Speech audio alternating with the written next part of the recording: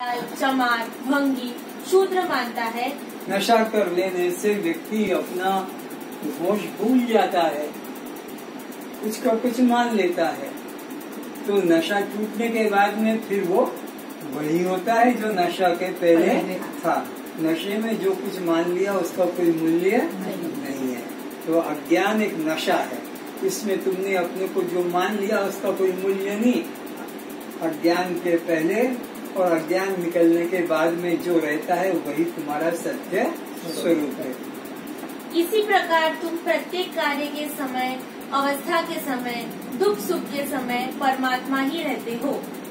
तुम चाहे बोलते रहो या मौन रहो, सोए या जागो, कर्म करो या न करो, तुम्हारा कभी अभाव नहीं होता। तुम्हारी ब्रह्मता जो की त्यों निर्मल, अचल, पवित्र, कुंवारी ही बनी रहती है। हंसते भी मैं, नाचते भी मैं, गाते भी मैं, रूठे तो भी मैं, रोऊं तो मैं। जब मुझ आत्मा के सिवा अन्य कुछ भी नहीं, तब क्रिया का अभाव ही है। तब सब क्रिया का अभाव, एक ब्रह्म के अलावा दूसरा भाव मन में न आए तो बस तुम्हारी असली पूजा, असली भक्ति हो गई। तब इंद्रिय, मन, बुद्धि का भी अभाव है, किंतु मैं सदा रहता हूँ। यही सहज समाधि है, सहज भक्ति है। जागृत में जो कुछ है स्वप्न में वो नहीं रहता है। स्वप्न में जो देखा वो सुषुप्ति में नहीं रहता है। लेकिन मैं जो जागृत में था वही मैं स्वप्न में, और वो ही मैं सुषुप्ति में, और वह ही बेहोशी में हूँ, और वह मैं ध्यान और समाधि में, मेरे में कोई अंतर नहीं। इन अवस्थाओं में परिवर्तन आता है। जब जागृत है तब स्वप्न सुषुप्ति नहीं, जब स्वप्न है तब जागृत और सुषुप्ति नहीं, जब सुषुप्ति है तब जागृत स्वप्न नहीं, और जब ध्यान है तब जागृत स्वप्न सुषुप्ति नहीं। तो ये अवस्थाएं बदलती रहती है, लेकिन मैं जो का त्यों रहता हूँ, मेरे में कोई परिवर्तन नहीं आता। जिस भक्ति के लिए मन निरोध की जरूरत न हो उसे सहज भक्ति कहते हैं। तो मन निरोध की जहाँ जरूरत नहीं उसको सहज भक्ति, सहज तुम्हारा ध्यान कहते हैं। तो अब मन निरोध के लिए तुम्हें नाक दबाना होगी, प्राणायाम करना होगा, श्वास पर कंट्रोल करना होगा। तो ये सहज नहीं है। कबीर कहते हैं नाक ना रूंधूं, कान नहीं बंद करूं, आंख नहीं बंद करूं, खुद एक ब्रह्म के अलावा दूसरा है ही नहीं, तो मेरे को ध्यान करने की जरूरत नहीं। जिस भक्ति में अन्य का चिंतन न हो उसे ही अनन्य चिंतन, अनन्य भक्ति कहते हैं। तो ये जितने भक्ति करने के लिए बैठते हैं ये किसका चिंतन करते हैं? अन्य का। अन्य ने कोई हनुमान है, कोई राम है, कोई कृष्ण है, कोई दुर्गा, कोई गणेश, कोई प्रकार का उनका कल्पित, पर वो अनन्य भक्ति नहीं हुई। अन्य और अनन्य, अनन्य यानी अन्य और न हो, न अनन्य अनन्य, न अन्य अनन्य। तो ये तो अन्य नहीं भक्ति, अनन्य भक्ति नहीं हुई, क्योंकि एक सामने कुछ कल्पना करके रखा है। मैं आत्मा का चिंतन सर्वकाल में, सर्व विषय ज्ञान में मैं की उपस्थिति अनिवार्य ही रहती है। तो ये जो उपासना है कौन सी? मैं रूप में। ये हर चिंतन में मैं, हर कार्य में मैं। कोई ऐसा कार्य नहीं जो मैं के बिना, कोई ऐसा चिंतन नहीं जो मैं के बिना, कोई भी प्रकार का तुम्हारा भोग रोग जो मैं के बिना हो। क्योंकि हर चीज में पहले मैं होगा, तब जाकर तुम्हारा खाना, नहाना, धोना, पहनना होगा। मैं नहीं तो कुछ नहीं। तो मैं का ध्यान नहीं तो सब कुछ गया, मैं का ध्यान है तो सब ठीक। सर्वाधिष्ठान मुझ आत्मा का अभाव कभी नहीं होता। जो चिंतन, रात्रि को जब सोते हैं तब तो अभाव हो जाता है मैं का, है ना? तो मैं मर जाता है, अभाव हो जाता है, तो फिर मैं कहाँ जाता है? बोलो।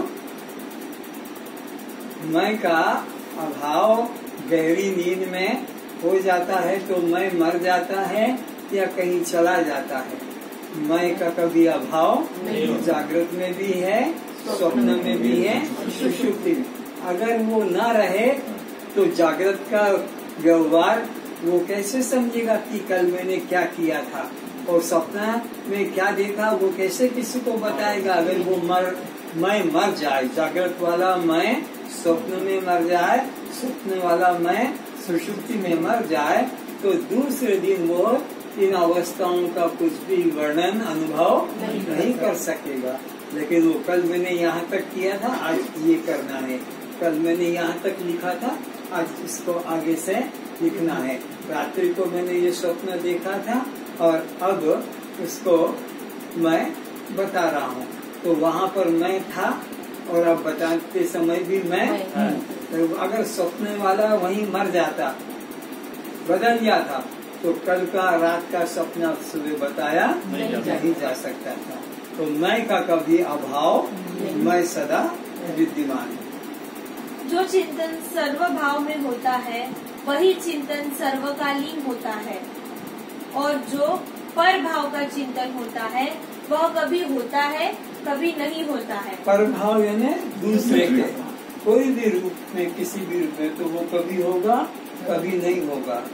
लेकिन जो स्वभाव में होगा वो सदा रहेगा, उसका कभी अभाव।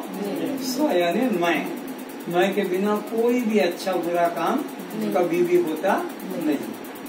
स्वभाव एवं परभाव। जो स्वभाव में चिंतन है वह स्वाभाविक है। जिस वक्त शब्द, स्पर्श, रूप, रस, गंध का जीव अनुभव करता है, उस समय यह भान नहीं रहता है कि मैं यह देख सुन रहा हूँ। उस समय कर्ता, कर्म व क्रिया तीनों का अभाव रहता है। ये बात समझने की है कि जब भी कोई कर्म होता है उसके पहले ये भाव रहेगा कि ये मैं कर्म कर रहा हूँ, ये कर्म करना है। लेकिन कर्म करते समय कोई भी कर्म, खाते पीते सोते नहाते, उस वक्त पर ये तीनों का अभाव। अभी जैसे तुम सुन रहे हो तो तुम सुन रहे हो और मैं बोल रहा हूँ, ऐसा होश नहीं, बस सहज हो रहा है। तुम सुन रहे हो और मैं सुना रहा हूँ, ये तुम्हें हर समय याद थोड़ी रहता है, बस सुनाई पड़ रहा है। फिर मन इधर उधर चला गया, अरे मैं तो सुनने बैठा था, मन वहाँ चला गया। उतनी देर ये भेद रहेगा कर्ता कर्म क्रिया का। लेकिन फिर वो भाव छूट जाएगा और सहज होता रहेगा। फिर वहाँ न मैं बोलने वाला हूँ, न तुम सुनने वाले हो, बस एक शुद्ध चेतन मात्र है। विषय भोग के पहले या विषय भोग के बाद तो ज्ञानी अज्ञानी सभी को यह भेद प्रतीत होता है कि मैं यह भोगने जा रहा हूँ और मैं यह भोग कर चुका हूँ। तुम चाहे खाने की चीज देख लो, मुख में तुमने गुलाब जामुन की रसगुल्ला रखा, उस वक्त उठाकर रखा, इतना तो याद रहेगा। लेकिन जब वो खाने लग जाओगे तब ये दृश्य है और मैं दृष्टा हूँ और ये कर्म हो रहा है, ये वहाँ झगड़ा बस वो उसी में लग जाएगा। खाने के पहले और खाने के बाद ये याद आएगा कि आज ये खाना है और आज ये मैंने खाया। और खाते समय ये भाव हर क्रिया का, करने के पहले और क्रिया के बाद भाव आएगा। लेकिन क्रिया करते समय न वहाँ कर्ता होगा, न कर्म होगा, न जो है भोग होगा। किंतु ठीक भोग अनुभव के समय ज्ञानी अज्ञानी सभी को अपने सहज स्वभाव में ही स्थिति होती है। मनुष्य ही नहीं, सभी प्राणी भोग काल में स्वभाव में ही स्थित रहते हैं। विषयों का अनुभव स्वभाव में ही होता है। वस्तुतः यही आत्मचिंतन है। देखना, सूंघना, सुनना, स्वाद लेना, स्पर्श करना आदि सभी विषयों को छोड़कर जो चिंतन किया जाता है, यह सब पर भाव का चिंतन है, माया देश का चिंतन है। वह सर्वकालीन नहीं है। यह बहुत सूक्ष्म विज्ञान है। सभी को यह बात शीघ्र समझ में नहीं आ सकेगी कि हम सब कर्म होते हुए ज्ञान स्वभाव में कैसे स्थित कहे जा सकेंगे। जो देखता, सुनता, बोलता, चलता है तथा विषयों का ग्रहण त्याग करता है, वह जीव कर्म का कर्ता कहलाता है। शब्द, स्पर्श, रूप, रस, गंध आदि विषय कर्म है एवं देखना, सुनना, खाना, बोलना, चलना आदि सब क्रिया कहलाती है। जब कर्ता, क्रिया तथा कर्म का अभाव हो गया तब परभाव नहीं रहा। तब शेष में जो इन तीनों के अभाव का साक्षी रह गया वह स्वयं ही स्वभाव से आत्मा ही है। यहाँ जो अभी आप पढ़ रहे हैं या सुन रहे हैं, यह भी स्वभाव में सुन रहे हैं। स्वभाव में ये क्या है? मैं सुन रहा हूँ और ये सुना रही है, ये तो परभाव हो गया। लेकिन ये भाव न रहे, वो सुना रहा है और मैं सुन रही हूँ, बस सुनने की क्रिया हो रही है, ये स्वभाव में है।